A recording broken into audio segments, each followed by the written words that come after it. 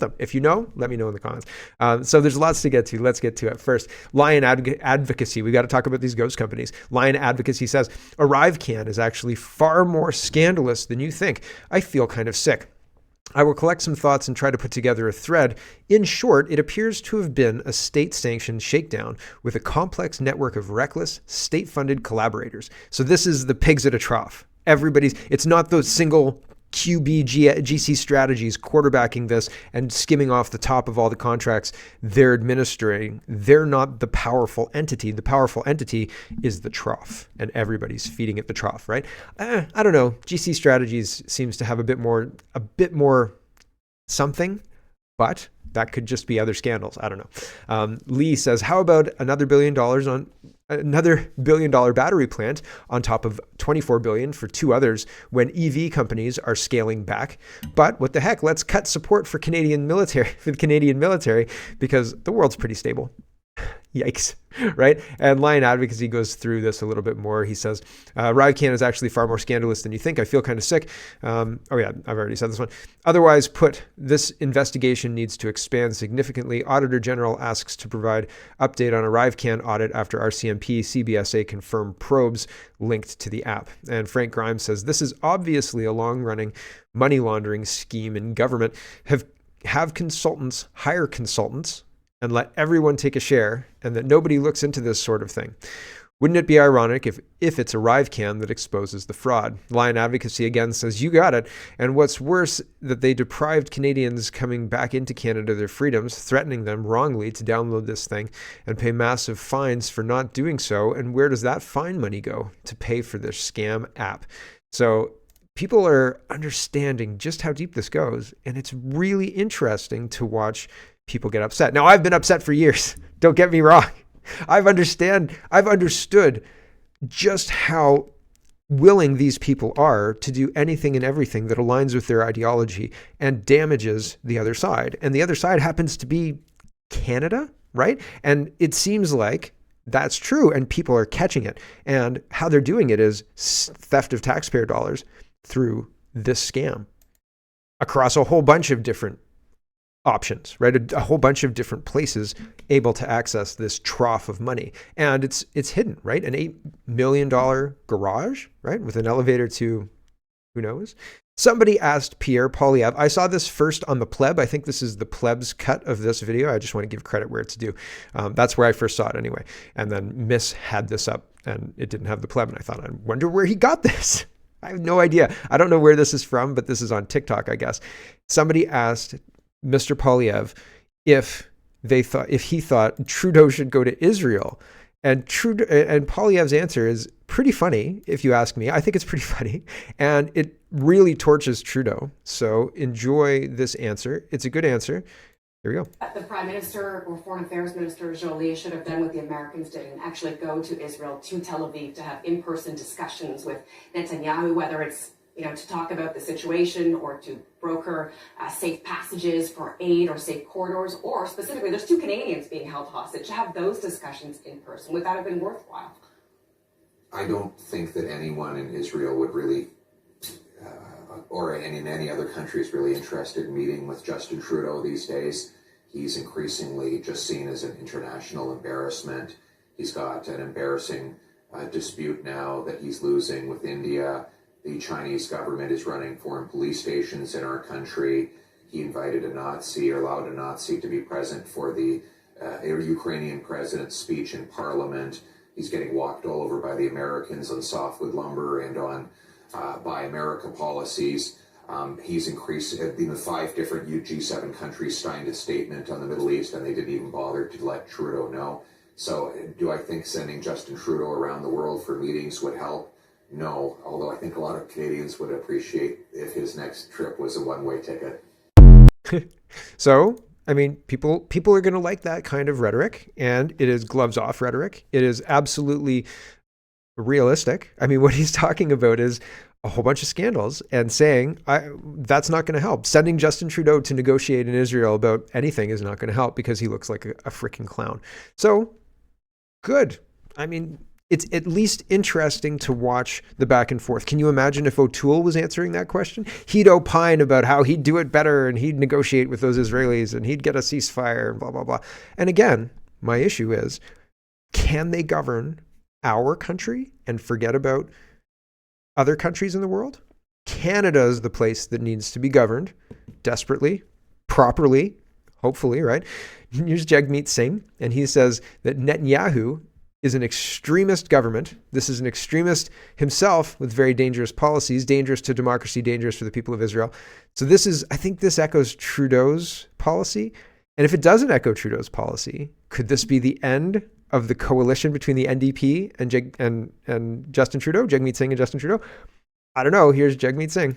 The Netanyahu government is an extremist government. This is an extremist himself with very dangerous policies, dangerous to democracy, dangerous to the people of Israel. The Netanyahu government is pretty wild. I mean, that's the leader of the NDP. He holds the balance of power. He is part of the governing coalition in Canada, and he's making these statements like that. This is akin to accusing India of murder, right? Like, this is not mature. This is not how to be a statesman. This is not how to be, and maybe there's more, I don't even think more context would help.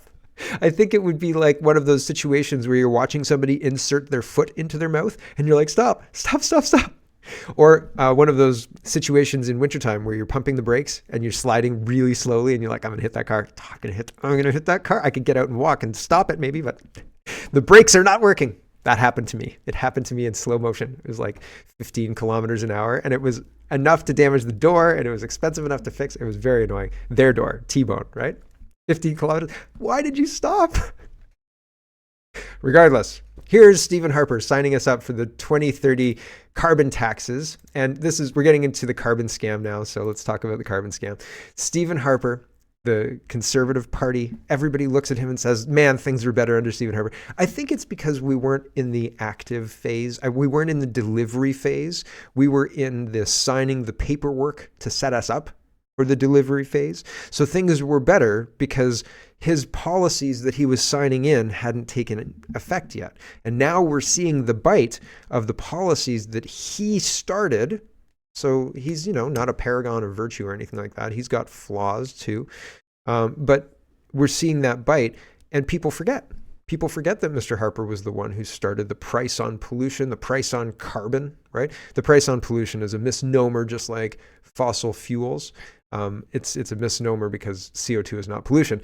There are machines, believe it or not, that greenhouses use to pump CO2 into their greenhouse to make the trees grow better, really, and the other plants grow better because they really like CO2, because that helps them grow, right? So it's not a pollutant. The trees love it. They love it. Here's Stephen Harper. I should mention that while our plan will effectively establish a price on carbon of $65 a ton, growing to that rate over the next decade, our plan will compel industry not just to pay for their carbon emissions, but to actually reduce them. Industry has told us they want and they need certainty. Our framework provides that, clear targets, realistic timelines, fair across-the-board application. Now industry knows what they need to do and when they need to do it. I should mention that while our... So, sorry about the volume. I tried to get it as quick as possible. I think I did an all right job. Sorry. I think that it's interesting, right? The price on carbon, $65 a ton, moving up. We're not even at 65. I think we're at $50 a ton right now, and moving up to, I could be wrong, we could be at 100. I don't know. But every carbon increase, every price increase of the carbon tax now that Stephen Harper signed us up to, impacts inflation, impacts the cost of all the goods that we have to purchase to live, impacts, in fact, necessities like gas in your car, home heating, regardless of what you use, unless you're out east and or across the country using heating oil, because Justin Trudeau took the carbon tax off of that for reasons like keeping the votes in the Atlantic provinces liberal, right? So that's interesting to me. All of that is interesting to me. That history is interesting to me. Sheldon says, let's pose a hypothetical here. Let's think about this, okay? Pretend a government decided to invest its citizens' pension fund in a failing market. Call it something like renewable energy. And then said government starts changing federal rules on the use of hydrocarbons, forcing more reliance on the previous mentioned, all while subsidizing the same industry, renewable energy, which consequently either stops the pension investment from crumbling, but more so with the interest of showing large gains. Do you know what this would be called? Right? Because they're investing in this.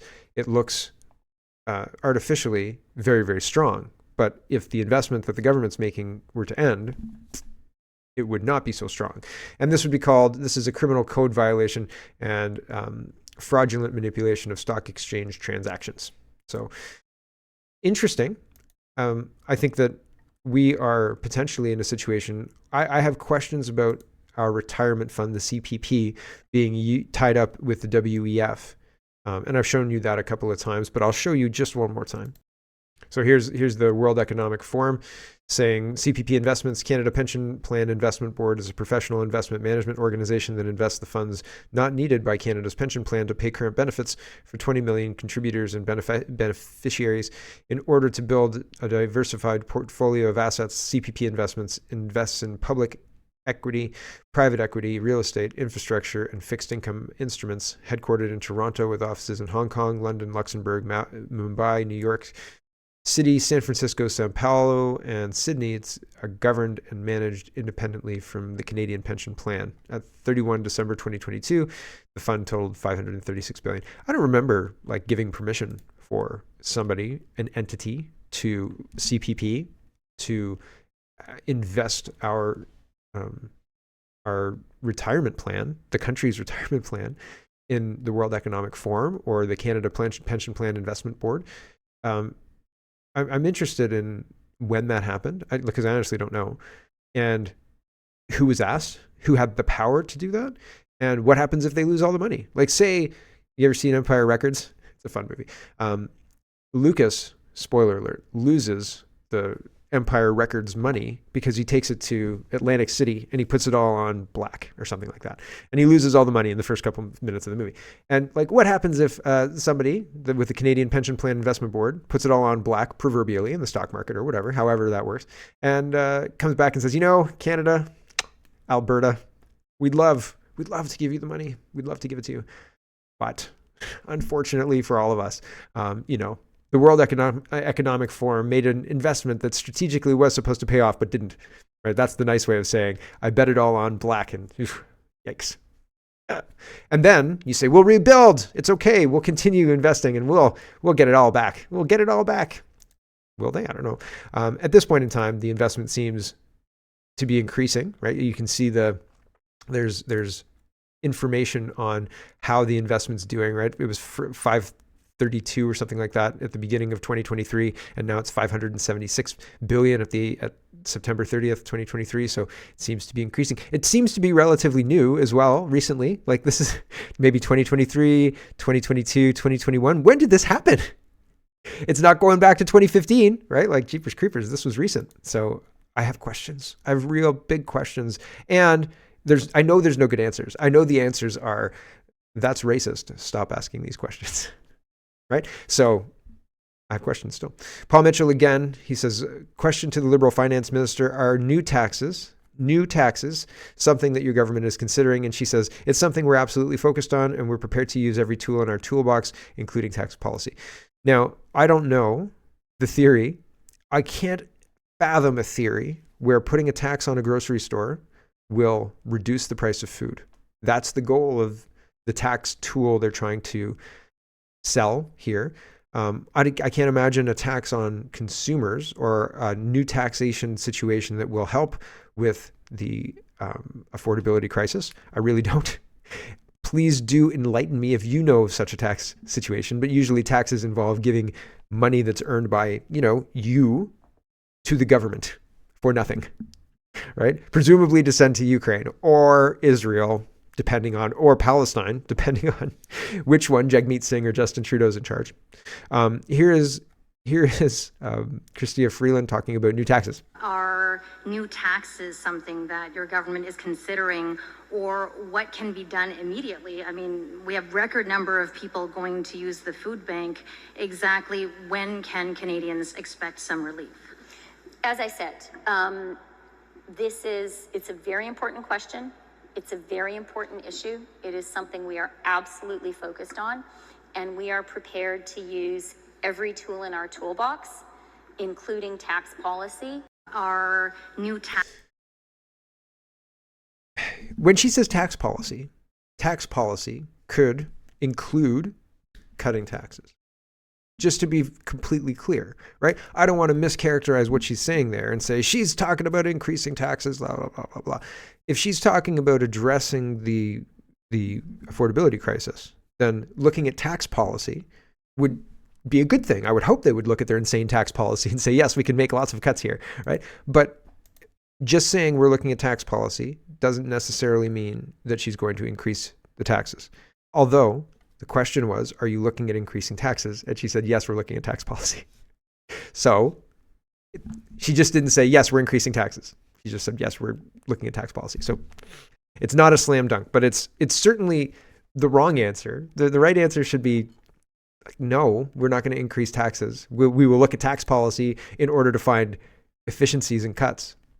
That would have been better, but that's not what she said either. So it's the government is vague purposely, so you fill in the details that you want to hear. And oftentimes, if you trust the government, the details you fill in give credibility to whatever plan the government's put forward. You're like, oh well, that'll work or whatever, right? But people don't trust the government. So Chrystia Freeland saying we're looking at tax policy is I'll increase taxes because I don't trust her. I don't trust her at all. And I would imagine that she would increase taxes. She did increase taxes, right? The carbon tax goes up.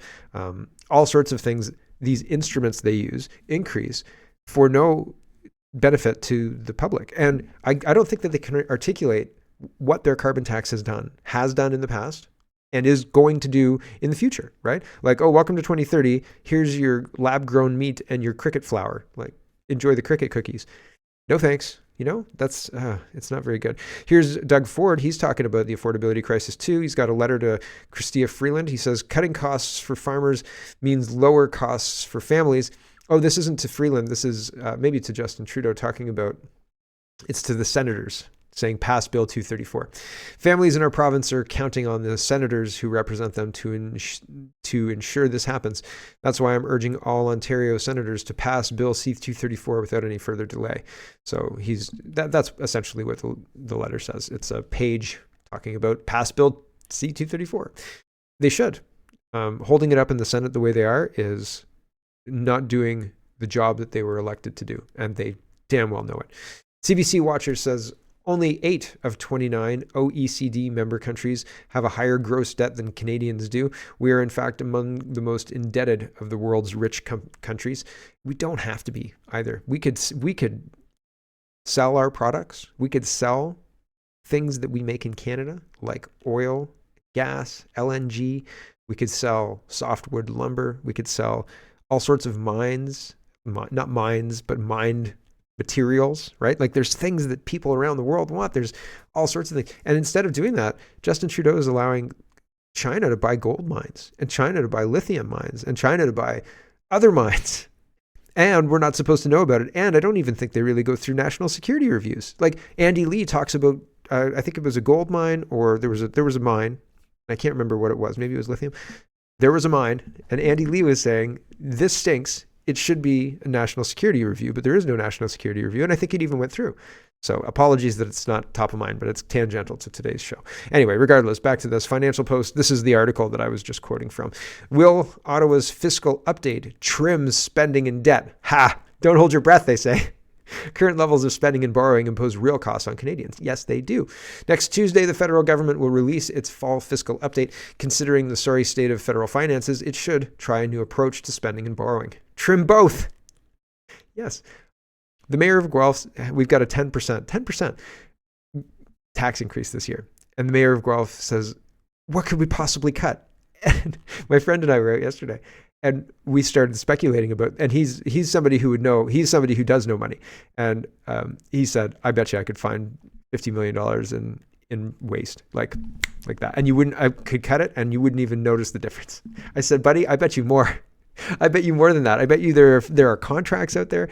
Guelph is famously, if you look Guelph up, it looks very nice and calm on the top, right? But we have rapidly changing CFOs changing all the time, and they'll come in for like 3-year terms but leave after 6 months, and then they get paid out for the 3 years anyway, and then they get more money too for whatever reason. And there's been a bunch of these things happening, and it wasn't just CFOs, there were other people too, whole groups of people making lots of money, and then they go, like they're out of Guelph, and because like out of the job of the city, and then because they're out, they're given severance packages. So there was a couple of years there in the late 2010s, talking 3 years running, where the salaries were just unbelievable. And local bloggers were saying, what is going on? Why is this rampant fiscal mismanagement wasting all this money on salaries of people who don't even work here? What is happening? And that hasn't really even gotten better. So anyway, waste upon waste upon waste that you could just fix. Probably you could fix, you could cut. And DEI stuff.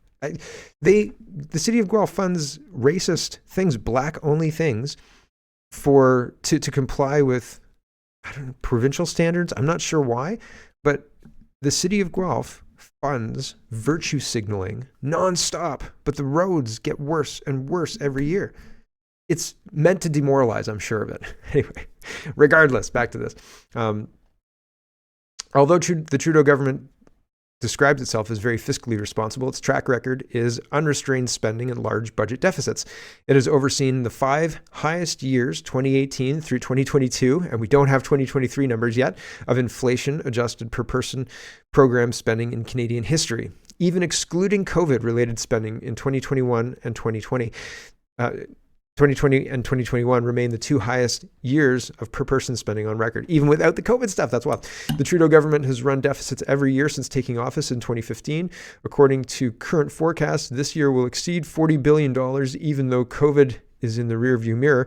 If it does, the federal debt will have increased nearly $900 billion since fiscal year 2014-15, reaching $1.9 trillion for 23-24.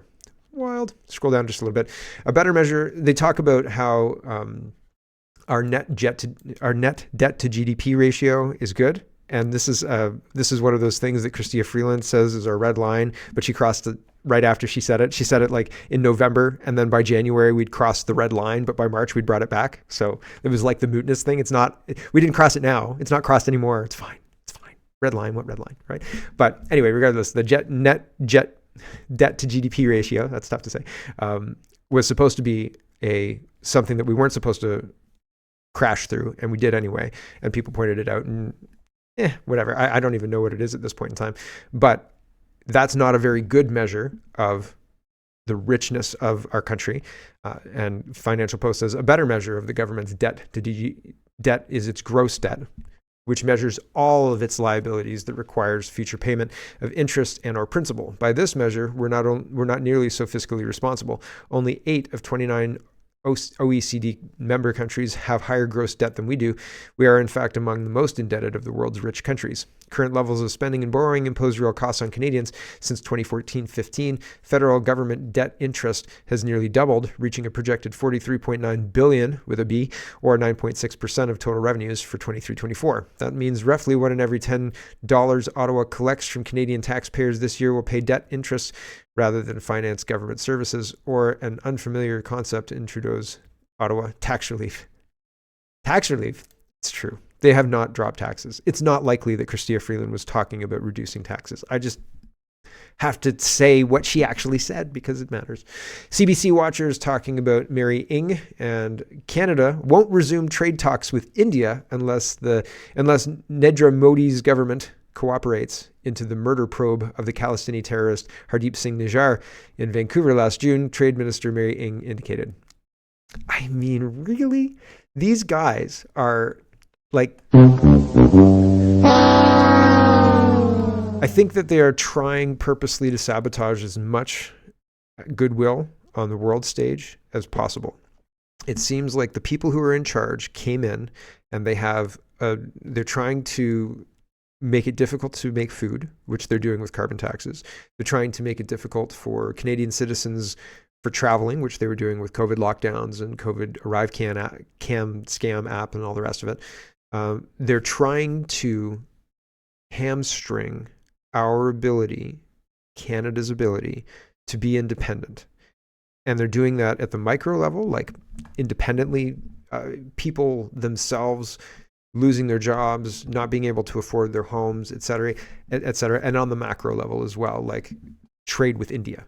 Okay, because the trade with India impacts Saskatchewan farmers. Saskatchewan exports a lot of stuff to India. I think there's a high percentage, 70% or something like that of foodstuffs goes from Saskatchewan to India. So you understand, with interest rates, they're attacking individual people. With trade deals, they're attacking individual people too, just at a different vector. Okay, and it seems like no sane government would come in and do this. It seems like a rogue element of maybe communists. I know I say communists a lot, but I mean, listen to James Lindsay's stuff, man. There's a lot of similarities in the strategies that are put forward by James Lindsay and what these people are doing in our government, and we should not tolerate it. But we tolerate it because we assume that they are elected officials who are acting in good faith. But if they're not elected officials acting in good faith, if the election was stolen with influence by China and they're acting inappropriately on the world stage, harming trade relationships and bankrupting the country, we should not tolerate their behavior. I don't understand why we are. What is happening with people? It's insane. They're behaving in an illegal way. And we are sitting here saying, I guess that's bad. I mean, it's bad. It's bad. Yes, we should not allow it. Hello everyone, thanks very much for watching. This is just a short version of a longer show. If you'd like to get the whole show, you can go over to canadapoly.com and sign up for a subscription. Just look in the drop-down tab for Shop and Donate and look for subscriptions, and you'll get immediate access to the full show. Love to see you. Thanks for watching, everybody. Have a wonderful, wonderful